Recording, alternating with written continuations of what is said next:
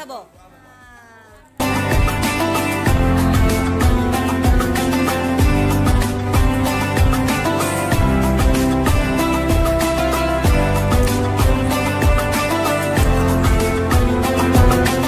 Quran dari Bang Ahmad Lembing.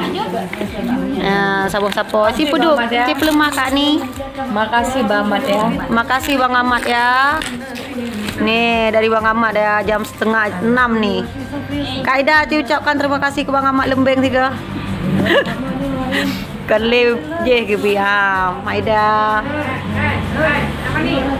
Ya, berdua maluk long.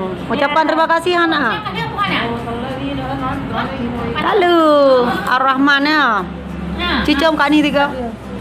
Alhamdulillah.